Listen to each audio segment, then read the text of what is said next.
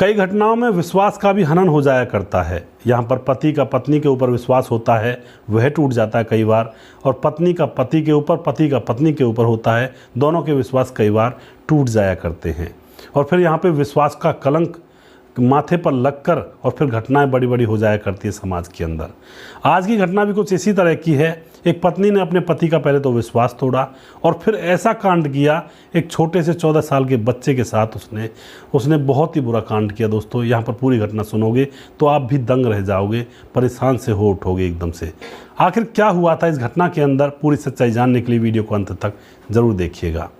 पति गया था पंजाब, 44 साल की पत्नी 14 साल के भतीजे के साथ बनाने लगी संबंध पीछे से, और अचानक हुआ ऐसा बवाल कि यहाँ पर पूरे गांव में शोर मच जाता है। दरअसल दोस्तों, यह घटना बिहार के पूर्णिया जिले की है, जहाँ पर रब्बो नाम का एक युवक रहा करता है जिसकी उम्र है 45 साल। उसके साथ उसकी पत्नी जिसकी उम्र होती है 44 साल। दोनों पति पत्नी एक साथ रहा करते हैं। उनकी 2 बेटियाँ हैं जो कि अभी छोटी हैं, क्योंकि इनकी शादी बहुत लेट हुई थी। अब यहाँ पर क्या होता है, रब्बो कहता है कि भाई यहाँ तो मुझे काम नहीं मिल रहा, पंजाब ने किसी दोस्त ने मुझे काम बताया है, वहाँ पर मेरी अच्छी खासी इनकम हो जाएगी, तो क्या मैं वहाँ पर चला जाऊँ? तो उसकी पत्नी सीमा कहती है, हाँ क्यों नहीं जाते हो, जाओ वहाँ से कमा कर लाओ, जभी तो भरण पोषण होगा। तो यहाँ पर रब्बो को चिंता होती है कि उसकी पत्नी अकेली रह जाएगी। तो उसका जो भाई होता है, बड़ा भाई, उसका एक लड़का होता है विवेक, सबसे छोटा, जिसकी उम्र 14 साल होती है।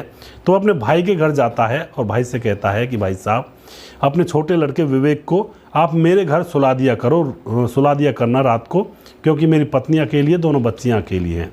तो बड़ा भाई होता है, कह देता है ठीक है, कोई बात नहीं है, घर ही तो है, वहाँ पर सो जाया करेगा। अब पति पंजाब की तरफ निकल जाता है, रवाना हो जाता है, और विवेक पति के घर में आकर सोने लगता है, यानी कि रब्बो के घर में सोने लगता है।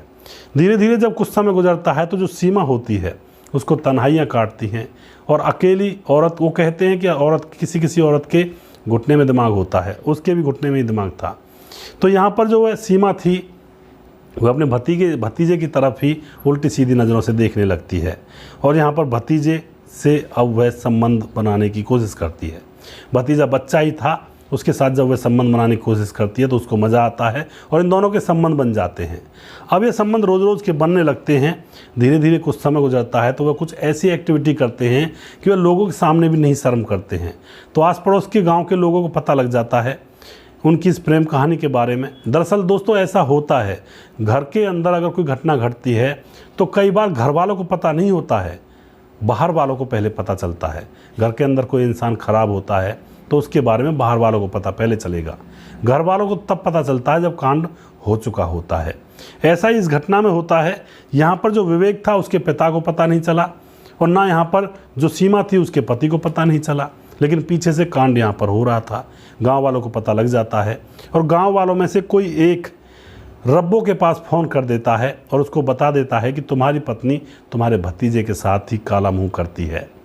अब रब्बो बिना देखे कहता भी तो क्या कहता, वह अभी अपनी पत्नी से कुछ नहीं कहता है, वह रंगे हाथों उनको पकड़ना चाहता है।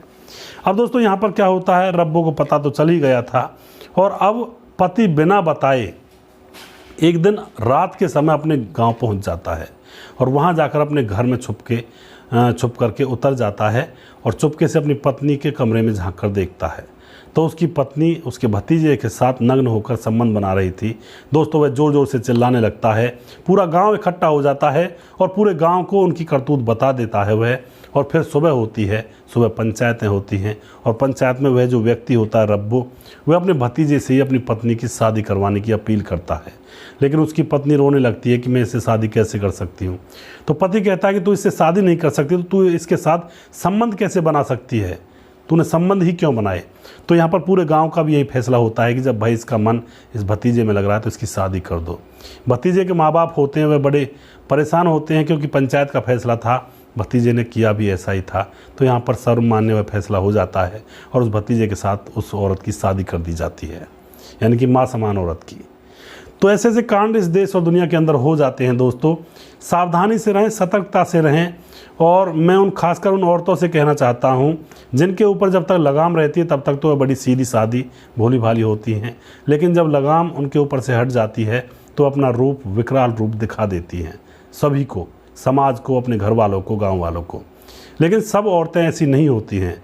बहुत सी औरतें देवी के समान होती हैं, लक्ष्मी के समान होती हैं, अपने घर को बड़ी ईमानदारी से चलाती हैं, पतिव्रत धर्म का भी पालन करती हैं।